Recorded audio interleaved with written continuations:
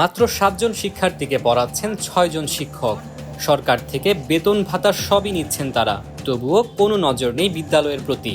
ক্লাসে শিক্ষার্থী না থাকলেও উপস্থিতি নিশ্চিত করতে কোনো ব্যবস্থা নেন না তারা। 6 জন শিক্ষক শুধু বিদ্যালয়ে আসেন, বসেন, গল্প করেন, আবার সময় শেষ হলেই চলে যান বাড়িতে। শুনতে অবাক লাগলেও এমনটাই ঘটছে পটুয়াখালীর মির্জাগঞ্জ উপজেলার দক্ষিণ পশ্চিম কলাগাছিয়া সরকারি প্রাথমিক বিদ্যালয়ে। সরেজমিনে গিয়ে দেখা গেছে বিদ্যালয়ে কেবল 5 জন শিক্ষক উপস্থিত আছেন, আর তারা পড়াচ্ছেন 7 জন শিক্ষার্থীকে। দেখে মনে হবে না এটি বিদ্যালয় কিংবা শ্রেণীকক্ষ। এমন পড়াশোনা দেখলে গৃহশিক্ষকের পড়ানোর দৃশ্যই মনে হবে আপাত দৃষ্টিতে। খোঁজ নিয়ে জানা যায় 1992 সালে উপজেলার কলাগাছিয়া গ্রামের স্থানীয়দের দান করা একটি জমির ওপর গড়ে ওঠে বিদ্যালয়টি। এরপর 2013 সালে জাতীয়করণ হয় বিদ্যালয়টি।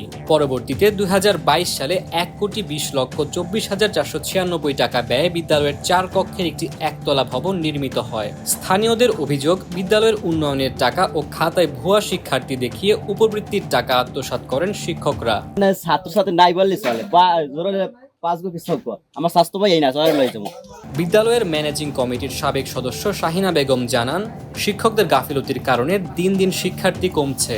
শিক্ষার্থীদের পড়ানো বাদ দিয়ে একই ক্লাসে বসে গল্পে ব্যস্ত থাকেন শিক্ষকরা। আমার নিজের মেয়ে অথচ আমরা জমিদাতা, দিনে স্কুলের পড়ালেখা একদম নাই বলেই চলে। এরা দুইজন এক রুমে থাকে, 3 জন ওরকমই থাকে। হ্যাঁ, এক রুমে থাকে, 2 জন একসাথে বসে, 3 জন এক রুমে থাকে, পড়ালেখা ওইরকমই। বিদ্যালয়ের সহকারী শিক্ষিকা মুকুল খানম জানান, শিক্ষকরা স্কুলে এসে ঘুমান এবং মন চাইলে যখন তখন বাড়িতে চলে যান। না, ওরা 3 জনে ওই রুমে চেয়ার দিয়া গল্প করে।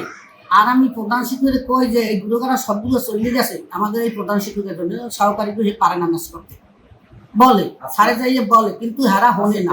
উপজেলার শিক্ষা কর্মকর্তা রিয়াজুল ইসলাম জানান, শিক্ষকদের দক্ষতার ঘাটতি রয়েছে।